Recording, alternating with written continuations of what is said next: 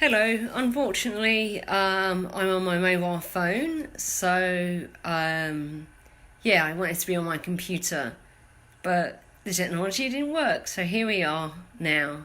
So hopefully, I won't move too much. Um, okay, so somebody's it's already asked me some things. I'm just going to reply. Okay, I guess we're. Hi, Simon. Good to see you. So I'm just waiting for a few other people to come. So, because you're all here first, please let me know. Do you consider yourself as a highly sensitive person? You can message me in private or in the comments below. And what would you like from this webinar? So it'd be excellent for you to put that underneath what you'd like from this webinar. That'd be cool. So, hi Vanessa, how are you? Just waiting for a few people. Sorry I was a little bit late. I had some technical problems and now I'm using my phone rather than my computer. So hopefully I won't move around too much. So I just asked people, do you consider yourself a highly sensitive person? And what would you like from this webinar? So I'm just going messages again. People never done this before, so I know for next time, won't I? So okay, I haven't received any comments from you telling me if you feel that you're a highly sensitive person or what you'd like from this webinar. So I'd really love to know that, guys, what you want from this webinar. So yeah, the thing I plan to say first, I just really want a few more people here first. So thanks, Vanessa, for writing something. So do you think of yourself as a highly sensitive person? Hi Rob, good to see you. Hi Andrea. Hi Lisa, good to see you. So yeah, please. Okay, that's great. Thank you for the person that answered. If you want your answer to be, I'm not sure if it will be private actually, I'm very sorry about that. And yeah, Rob, we've discovered that in the sessions, haven't we? So that's fantastic. So yeah, hopefully the people that are messaging on Messenger will just work it out. So okay guys, let's get into it.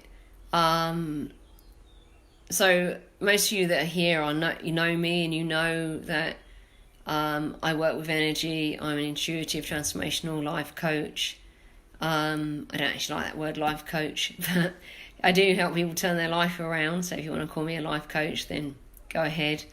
And my sensitivity is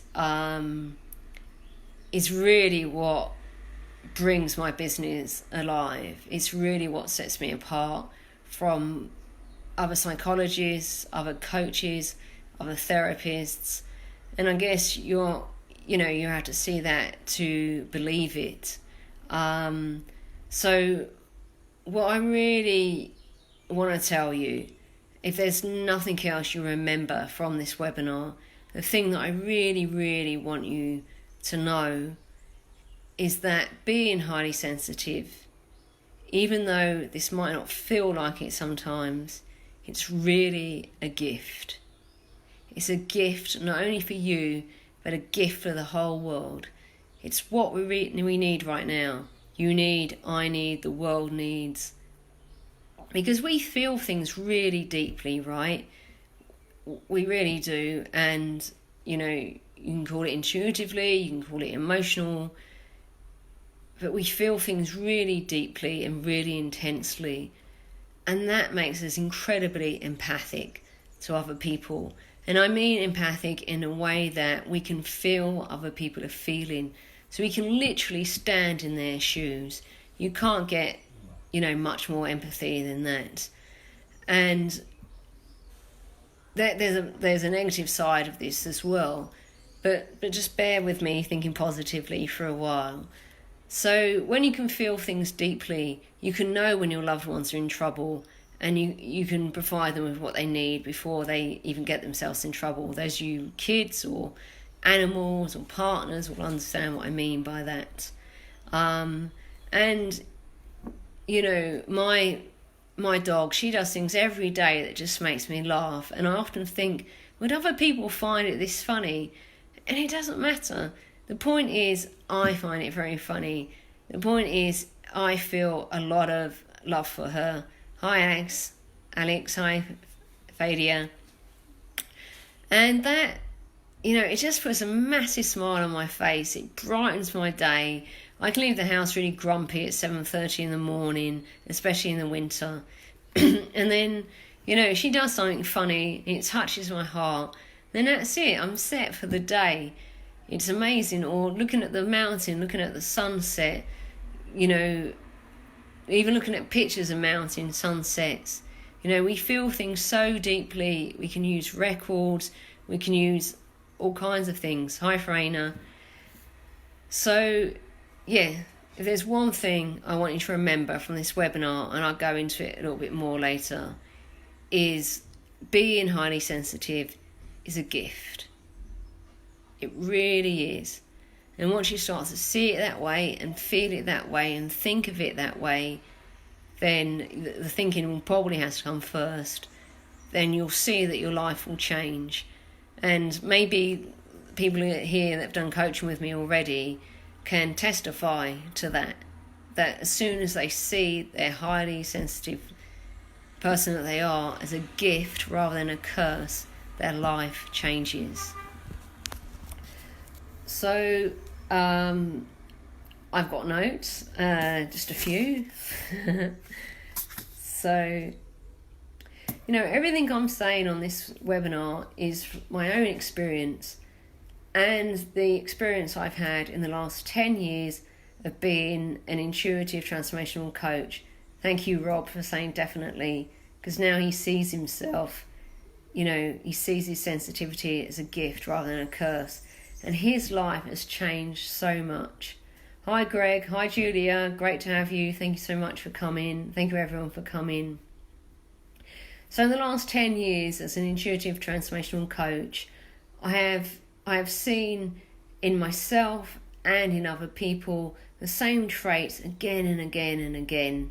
And I started to think, you know, there's more to just like attracting like. There has to be something. I am a psychologist, I am a scientist, so I'm very into energy, I'm very into intuition. Some people think I'm a bit weird and a bit woo-woo, but I'm also very grounded in science. I'm also very grounded in logic and information systems and the way things work.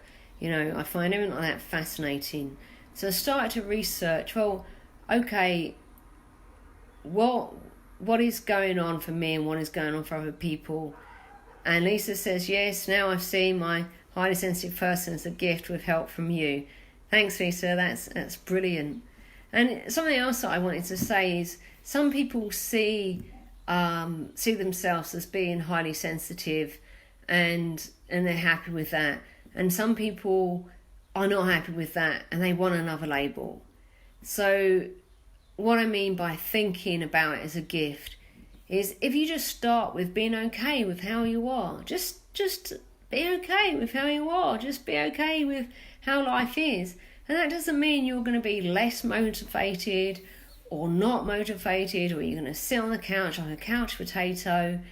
You know, once we accept things the way we are, then all the fighting inside of us stops. Hi, Sari, good to see you. Hi, Andrew, good to see you.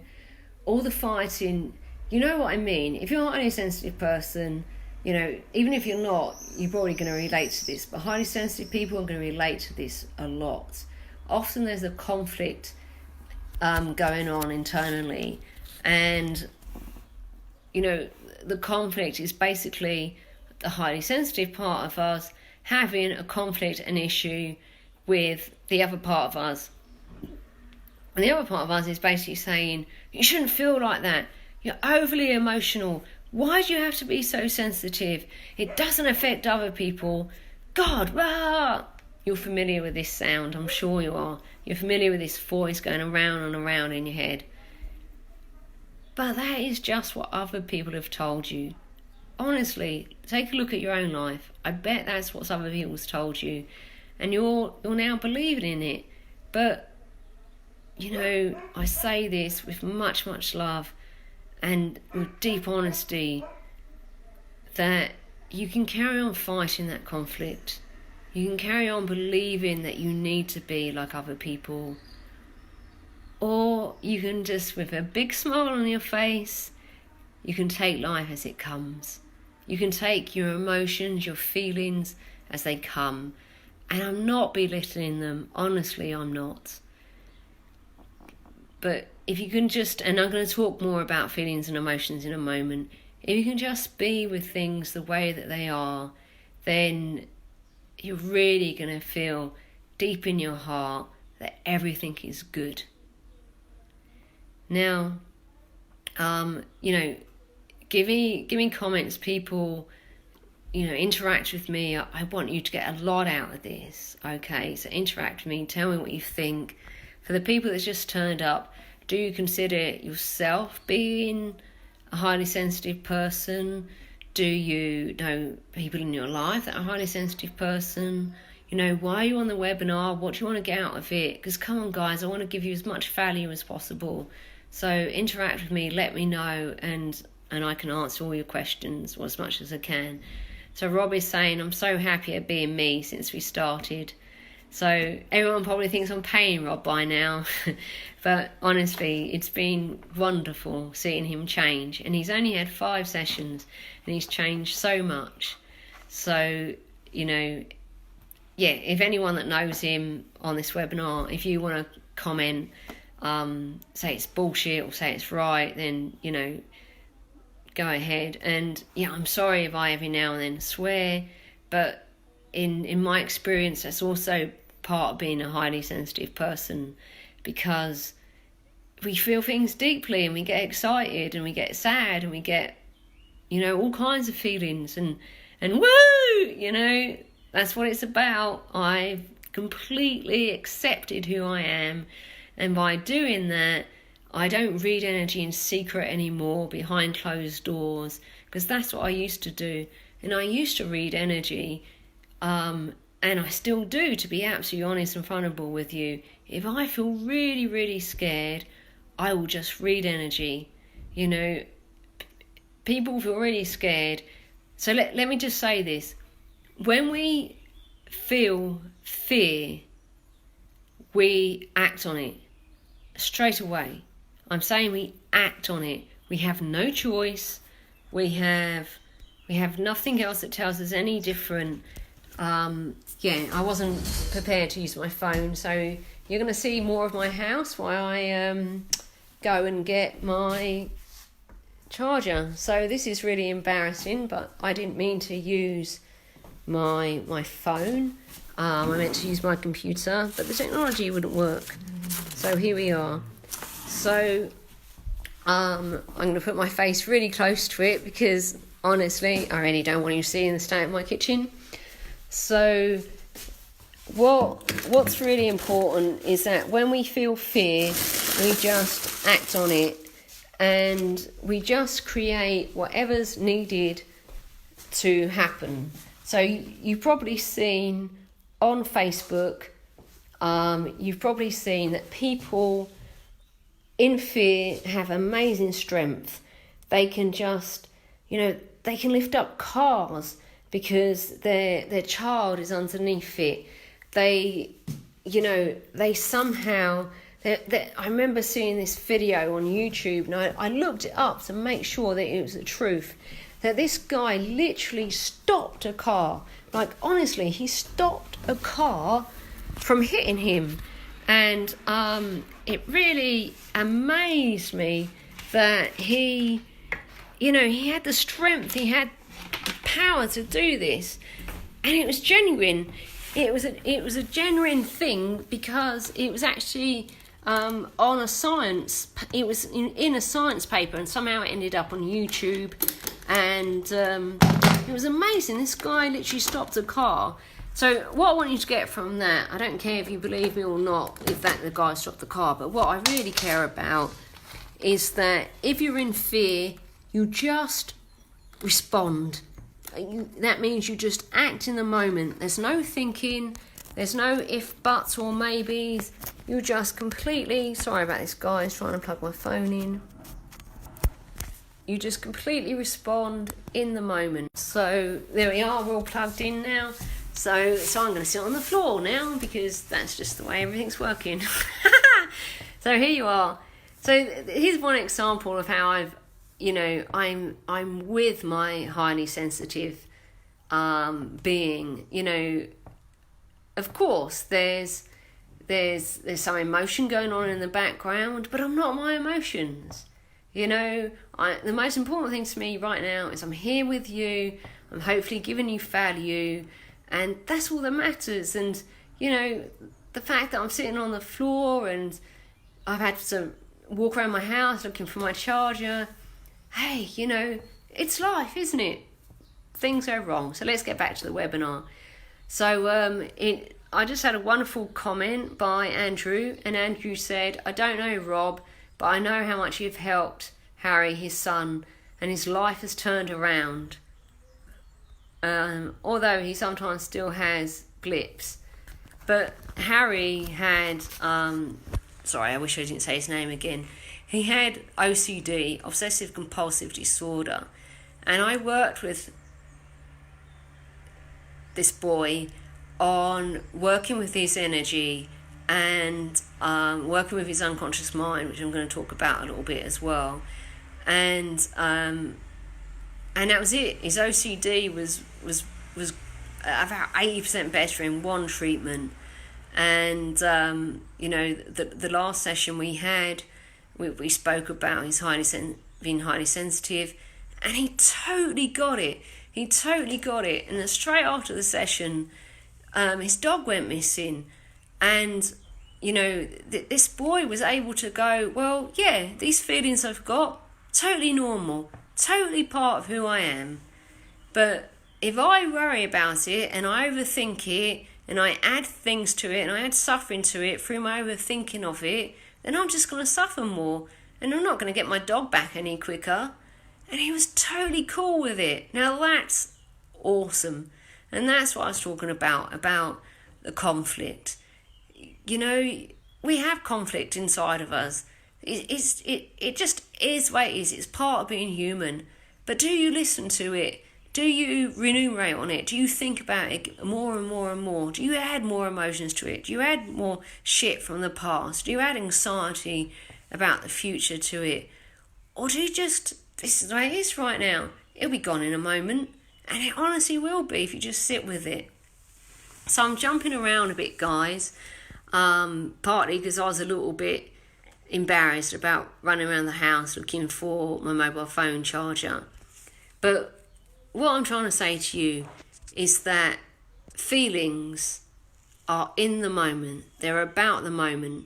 So fear is a feeling. It's in the moment. And it's a feeling because it's sensory information that your body is receiving. It doesn't matter about your mind. A feeling is sensory information that your body is receiving. And your body includes your head, includes everything. It's receiving the information and it acts on it. So I gave the example of fear. Another example is your hands on a hot stove, or your hands near a fire. Your body will just remove your hand, won't it? That's feelings, that's sensory information. Now feelings can also be sadness, can also be happiness. There's a whole range of feelings. And people often get confused by what's a feeling and what's an emotion. So I'm going to tell you that. Hi people that's just turned up, Rajesh and Davida, and Rob, overthinking is always a curse, and you were always doing it and now you're not, so that's awesome. So the difference between feelings and emotions. Now, I just said what feelings are. Emotions are not about the present moment. They're not an action of the body about present stimulus. Emotions are chemical reactions created in the body from your thoughts. They're created in the body from what the mind's telling them to do. So the mind is freaking out about something, it's creating chemicals, it flushes the body with chemicals, the body responds to those chemicals, you feel an emotion. It's not about the present moment. So the next time you're all emotional, just take a few deep breaths and say to yourself, what is causing this in the moment? And you might get the answer, nothing. Or you might get, yeah, it's this, it's that, it's the other. If you're thinking the answer, there you are. That's your emotions. You might even say, oh yeah, but Fiona, I really feel my emotions. Of course you do. You're a highly sensitive person. You don't have to be highly sensitive to feel your emotions. But if it's not about the present moment, you can guarantee that it's an emotion. Hi Sophie, great to see you. Here you are. We've got someone from Africa, we've got people from Canada, we've got people from the UK, from Kenya. So that's fantastic. So good to see you all. So is there anything I've said that doesn't make sense to anyone? Is there anything that you want to ask about? Like, what do you want from this webinar? Let me know and I'll respond. So we talked about feelings, we talked about emotions. Now, and we talked about, not getting involved in the conflict. And I just said the next time you feel an emotion, take a few deep breaths. One of the things that taking a few deep breaths does is it brings you directly into your body. In my opinion, you have to be directly in your body for you to be present. Okay, I could go into the science of that. I could back it up a million reasons why. But what I really want you to know is, if you take a few deep breaths and you get in your body, that will bring you into the present moment. When you're in the present moment, you'll access your feelings and you'll get distance from your emotions. Now, the grounding exercise that I give free on my website, realenergy4all.com, is right there, and you can, you can get that. And I have no idea how to write a message. So that's funny to me that I have no idea how to write a message and I'm doing the video. So there we are, like I said, always learning. So, okay, there you go, that's how I get rid of that. So, yeah, being present is incredibly important. So let's talk about some of the things that tells people that they're highly sensitive. Feeling things very deeply, getting upset in a way that maybe you think or other people tell you is inappropriate for the situation.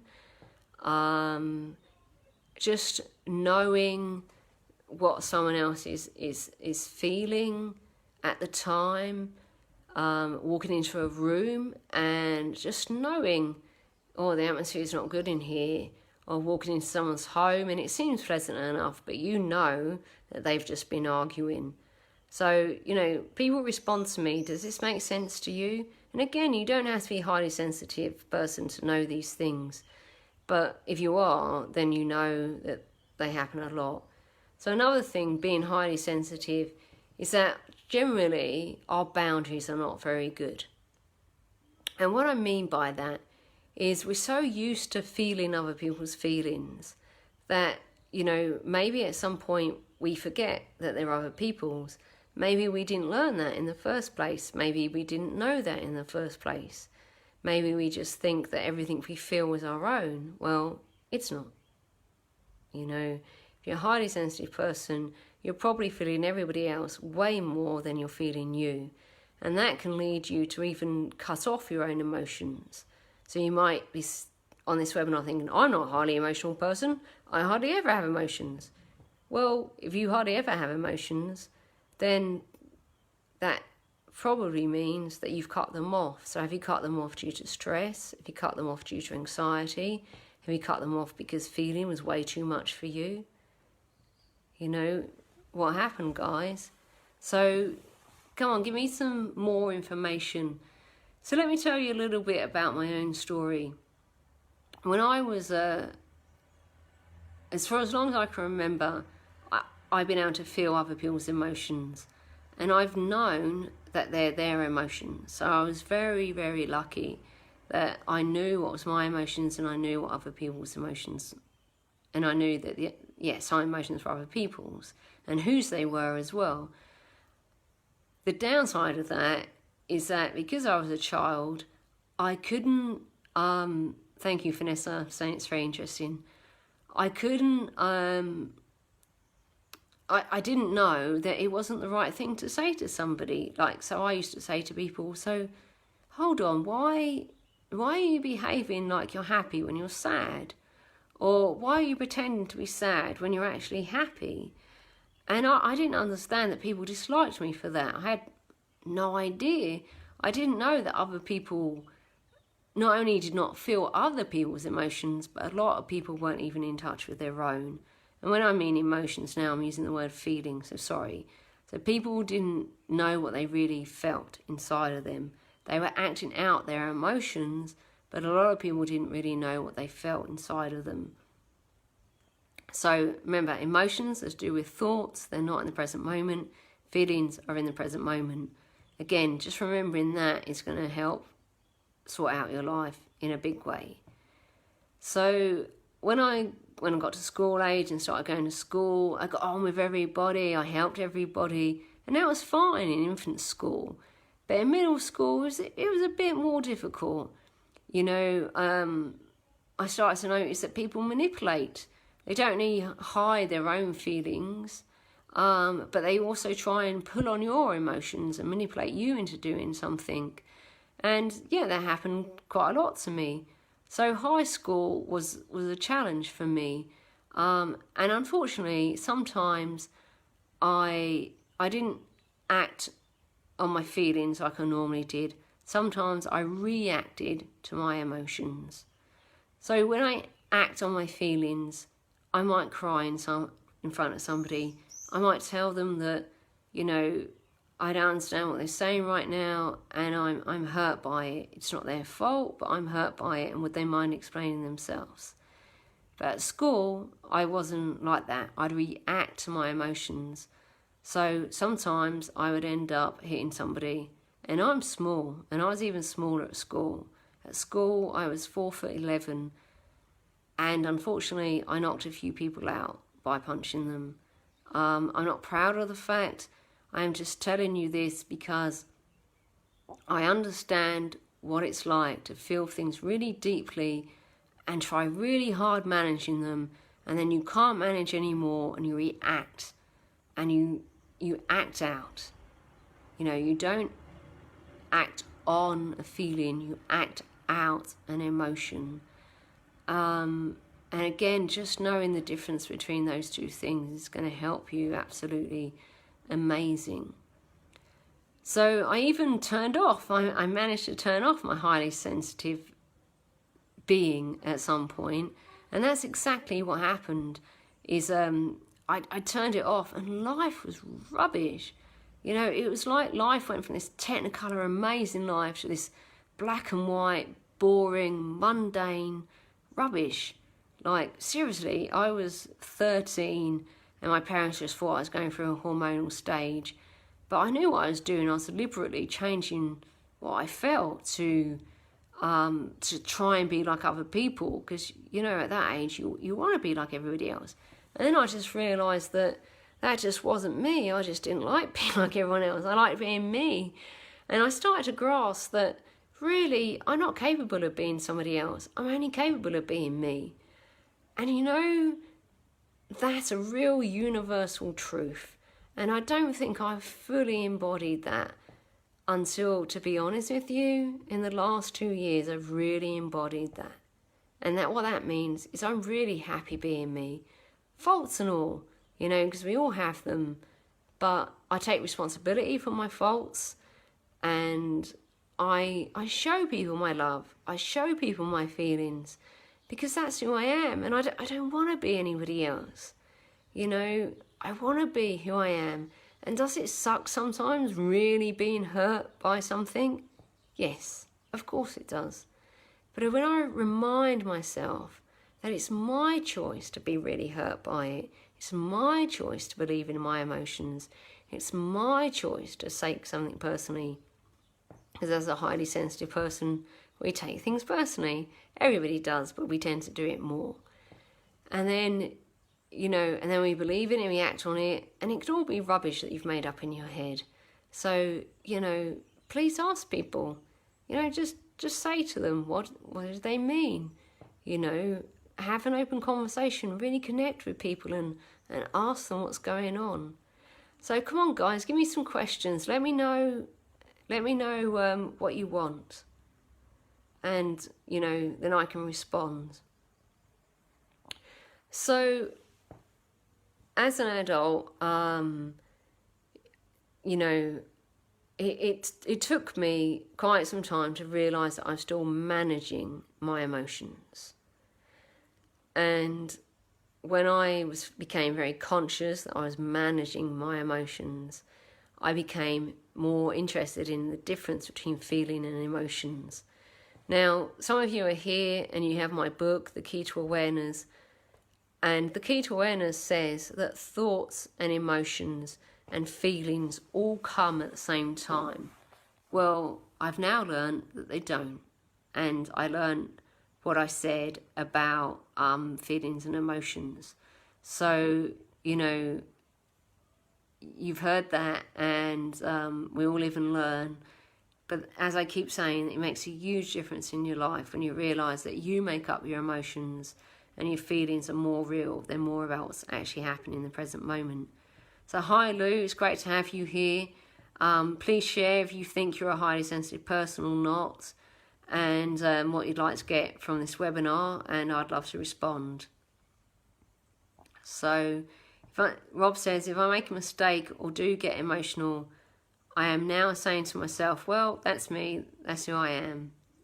Yeah, that's right, and I can tell from the energy of that 70% of the time there's no blame involved, and 30% of the time, I guess, there is blame involved. Well, that's what I feel, Rob. And blame is something I wanted to talk about, so I'm really glad you wrote that, Rob. Sorry, that's my dyslexia coming in. And so when we're highly sensitive and when we're getting emotional and when we're taking things personal, it's very easy to blame ourselves. I did something wrong, I shouldn't have done that, I'm not a good person, it's my fault, blah, blah, blah, blah, blah. All the stuff we tell each other. And more importantly, we tell ourselves. Or, it's all their fault, how dare they do that to me, they don't respect me, rah, rah, rah, rah. That doesn't work either.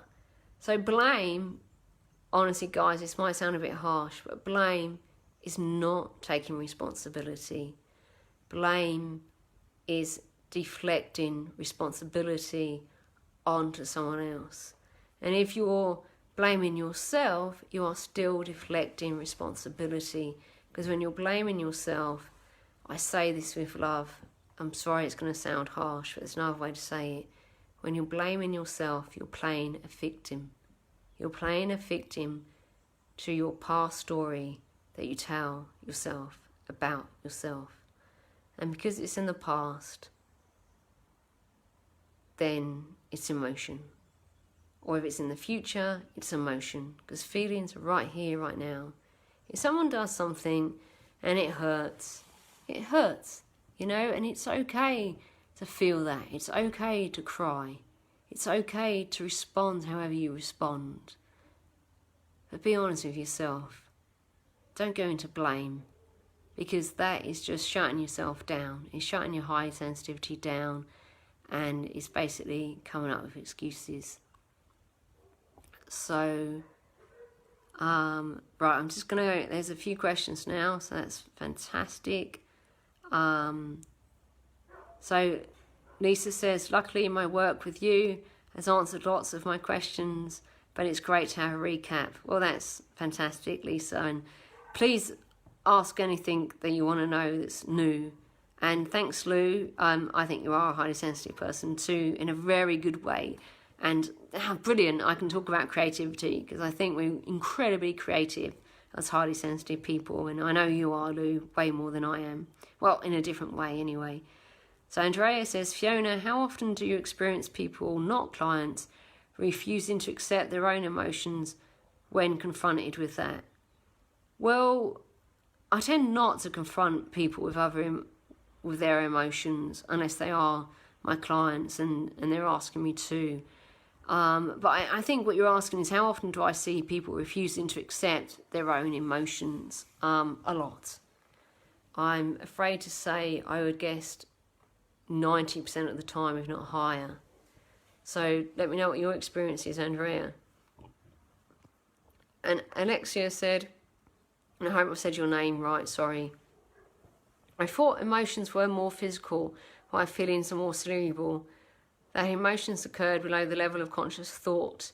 It sounds like you can see differently. Can you explain a bit more? So I'm going to get to that in a minute. And Lou said, agreed about the blame. That's been a long lesson to learn. Still learning as I forget. You're doing really well, Lou. And of course, if you want to chat about it sometimes, that'd be perfect. So, Alex, what you've said is a belief of some scientists. However, it's not my belief, and it's really not my the research that I've done and my own experience for myself and my clients. It's really not. Where they're coming from in terms of emotions are more physical, is that emotions are the body's response to the mind, and often what's happening in the mind is unconscious.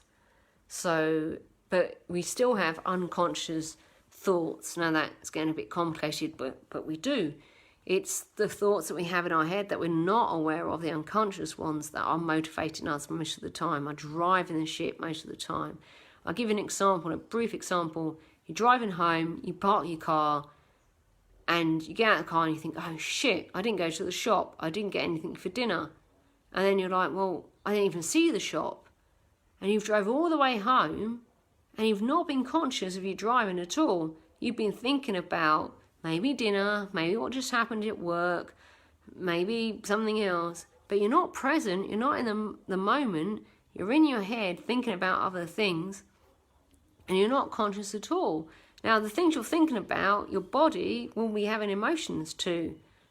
But you'll be so busy playing around with your conscious mind thinking blah, blah, blah, this, that it's actually your unconscious mind that's driving the car.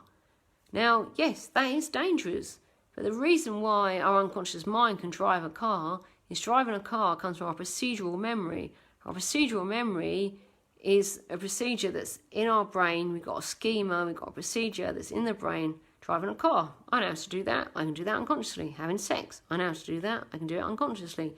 Riding a bike, walking, And the reason why they become unconscious, they become procedural memories, is imagine if every time you got in a car, you had to go, look in the middle mirror, look in the outside mirrors, turn on the engine, foot on clutch, into first gear, slowly off.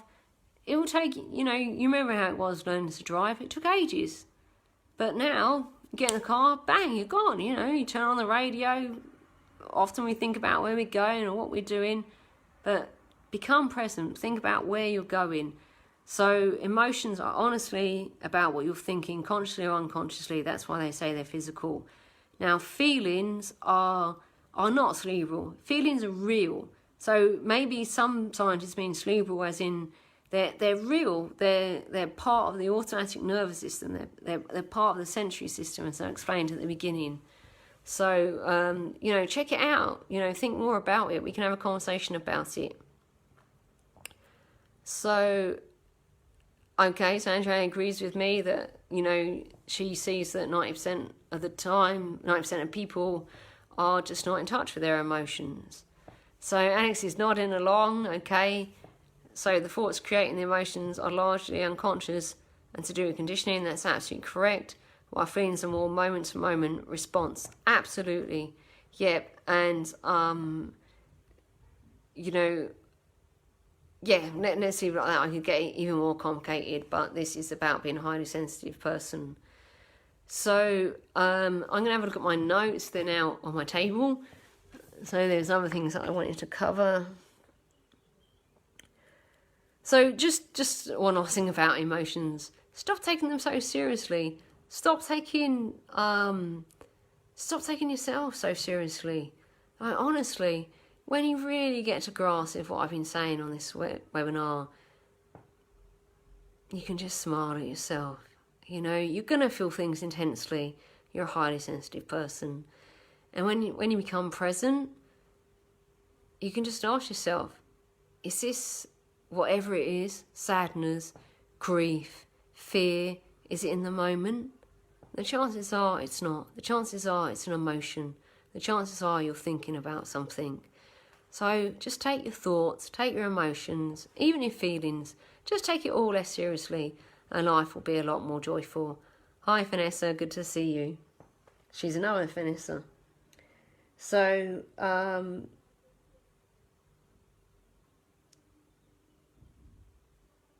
okay, so I've jumped around my notes even. So let's just be a bit more positive. Highly sensitive people, you know, we make incredibly good entrepreneurs. We make incredibly good intuitives. We make incredibly good, you know, pilots. You know, jobs where your instincts are highly sought after, are highly involved in doing it. People management skills, you know, human resource managers, any job that requires a lot of person-to-person interaction, highly sensitive people are normally really good at. However, some of you that have worked with me have also experienced that you get overwhelmed. Now, overwhelm, I'm looking for something that someone has said. So being overwhelmed is why that happens is that when we become overwhelmed, it's because, you know, a highly sensitive person is their level of arousal is less than that of the normal population. Now, this is why we feel things deeply. And you're not a victim to this. You can totally be okay with it because I've already demonstrated that I'm totally okay with it. And it is honestly just being okay with it. Just, this is the way it is, you know.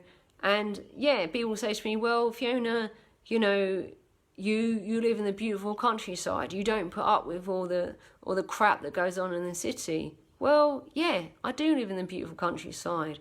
And I've chose to do that. And when I had to live in the city, I lived in the city. And do I prefer the countryside?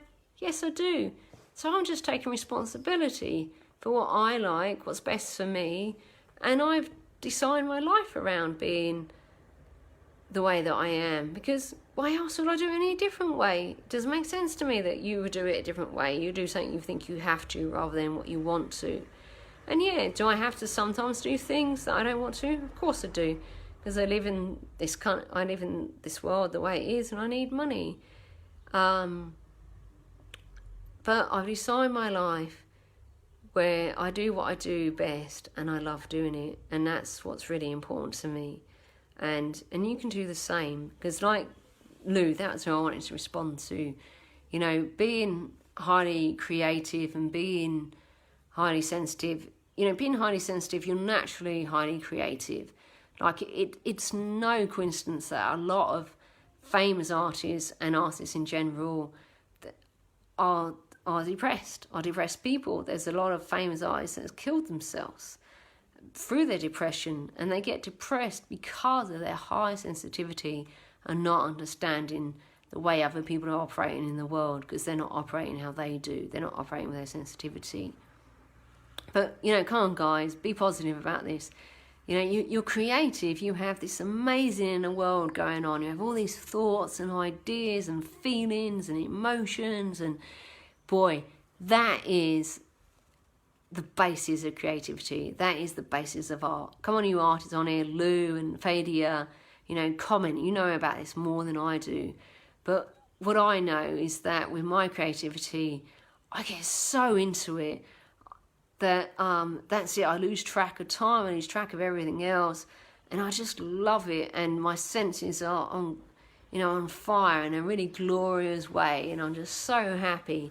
So, you know, that's a great benefit of being highly sensitive, is that we're creative. So let's go for it. So Rob says, I often find emotions are full on. No, sorry, start again. I often find emotions are full on and controlling how I'm feeling. But suddenly I'll think of something else and they're all gone. Absolutely, Rob. Great. Vanessa, you've always seen it. Oh, no, not great. Sorry, my dyslexia. You've always seen it as a curse, not a gift. Well, hopefully you'll watch the replay, and if you start seeing it as a gift, then it will change your life around. We spoke earlier today. It's going to change your life around. Yeah, but again, I spoke about that. So what? Other people are telling you you're wrong. It's about time. You know, we have to stand in our own power. We have to know what's right for us, and we need to go with it. And I'm sorry that sounds harsh, but I'm just being to the point, because we have to be strong with ourselves about this. You know, if you're used to thinking of yourself in a different way, then please shine some light, do some research, reach out to me, reach out to other people, and embrace who you are and be okay with that. And if people don't like it, maybe they're the people you don't want in your life. So I have a feeling I might have diverted into something. So yeah, you know, the positive things about being a highly sensitive person far outweigh the negative things. You know, our lives are intense, they're technicolor, they're gorgeous, they're beautiful. We can look at a flower and burst into tears. We can look at the sunset and feel wonders. You know, that's brilliant. What a brilliant life. You know, why were we put in a physical body if we're not in touch with feeling it? Why were we put in a physical body if all we do is listen to our head and not listen to the rest of our body, not communicate with our hearts? You know, those of you that are in partnerships, you're with your partner because you love them and you feel that love in your body. And even when you're pissed off with them, you still feel the love in your body, right? So that's great. Now, you have a high sensitivity to feelings. I was talking about arousal, that's right. So use it and love it and enjoy it. And thanks, Lisa, for saying I'm right. I am the expert, so I guess I am trying to be right. But I also, come on, tell me your stories. Tell me what resonates. Tell me what you disagree with. So arousal. So I can only use one hand, I'm afraid. So this is your base level of arousal. Your base level of normal state. Happy, contented, calm, normal state. Well, in a highly sensitive person, their level of overwhelm is only like that much higher. Where everybody else, it's probably like much, much higher. And again, highly sensitive person, their level of boredom, their level of stress through inactivity is, again, quite close to the neutral line, where for other people that are not highly sensitive, it's going to be low, it's going to be quite a bit below. So what this means is that you're going to get activated and triggered a lot quicker than other people are. And when you're activated, when you're triggered, it's emotion. You're reacting to thoughts that are going on in your head. And it is also true that this happens unconsciously and very quickly, and it's hard to know what you're doing without other people's feedback, or even better, seeing an expert and understanding what's going on. But once it's conscious, that's it, game's up. Next time you do it, you'll be conscious of it, you'll know you're conscious of it, and then, yep, you're going to have to change. And I get that that's difficult, I'm not being flippant. But do you want to keep reacting? Do you want to keep, being triggered? Do you want to keep the chaos that's in your life at the moment? Or do you want to be able to relax, be calm, enjoy life, and get on with it and see life for the beauty that it is, tap into your creativity, have a load of fun, and do what you want in your life? I can't think of anything better than that. So, I'm so glad you're watching it too, Lisa. So, come on people, interact with me a bit more. I've got no idea what the time is because the time is on my phone and I'm still talking. So, but I'm sure that, it'd be lovely to hear from you guys. It'd be lovely to hear what you think. Oh wow, I just looked at the time. My other phone's on, I didn't realise. So, come on guys, 7 minutes to go. What do we want to know? What do you want? So I'm going to briefly tell you about the way that I work. Everything I've mentioned on here, arousal levels, emotions, feelings, working with your conscious mind, working with your unconscious mind, working with your creativity. They're all my expertise, my specialisms. Because I figured out a long time ago when I became a psychologist that, in my opinion, psychology takes too long to work, and when it does work, it often doesn't have long-term results. So I wanted to create a therapy that has long-term results, and I've done exactly what I'm advising you to do. I created a therapy by pursuing what I was really interested in, by pursuing my natural gifts. And then it took me a long time, it took me 10, 15 years to put it all together. And I didn't start with, I'm going to make a therapy. I started with, wow, this psychology doesn't seem to work for me. I want to find something that does work. And at the time, I had no idea that I'd be the one that would create something that would work and I'd be doing it. But I'm so glad that I am. And it's been 10 years now and I love it. And I'm so fortunate to be doing what I love for a living. And we can all do what we love for a living. We just have to have the guts to do it, the courage to do it. So if you're struggling with anything and you are a highly sensitive person and you'd like more understanding, you'd like to bring your unconscious patterns conscious so then you're empowered to do something about them. If you know what they are already and you want some help to do something about them, I can help you.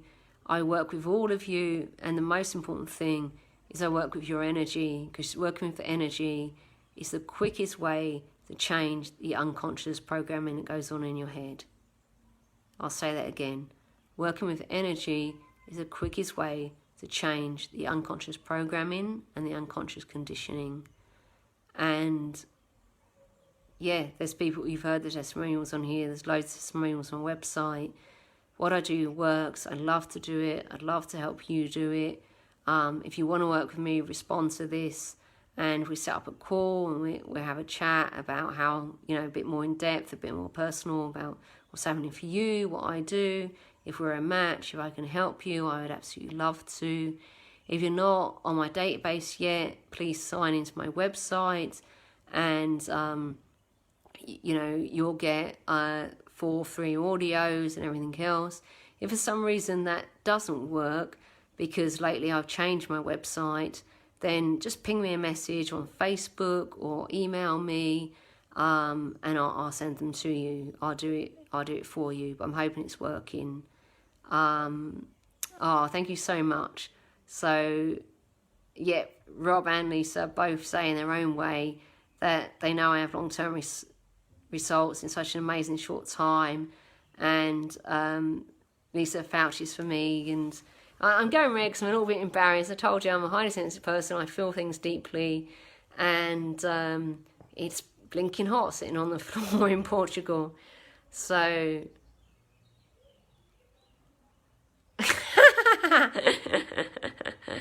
I don't believe what you just said, Vanessa Wilson. The other Vanessa Wilson, there's 2 Vanessa Wilsons on this call, which is amazing. Actually, the other Vanessa, you had one session and you have a deep history. So, you know, I'm amazing, but boy, come on. Changing 50 plus years of conditioning in the hour and a half I spent with you, that is a tall deal. So, you know, I'd love to talk to you. If you're serious about working with me, we spoke today for free. If you're serious about what I said, because honestly, and I say this humbly, if you want to work with me, you have to want to change, because I just want to work with people that want to change. So God bless, Alex. I'm going soon as well. You've got to see to your children. I got to see to my dog. So say hello, go, Virginius. That's Portuguese. We just basically said see you soon. Kisses. Sorry, Vanessa. I didn't know your age. So I would say at least, I'm not going to say, for however many years of conditioning you've had, an hour and a half, you know, can't change it. I'm bloody good, but I'm not that good. And Rob is just laughing at me. So, and so is Vanessa, so thank you. Okay, guys, I had a beautiful time. Would love to speak to you. Sorry, Jigo, I'm just about to say goodbye, but I think it will become live, and love you all lots, and I mean that. I really do. So, ciao, take care. It's been lovely spending an hour with you. Any questions, just ping me them. Bye.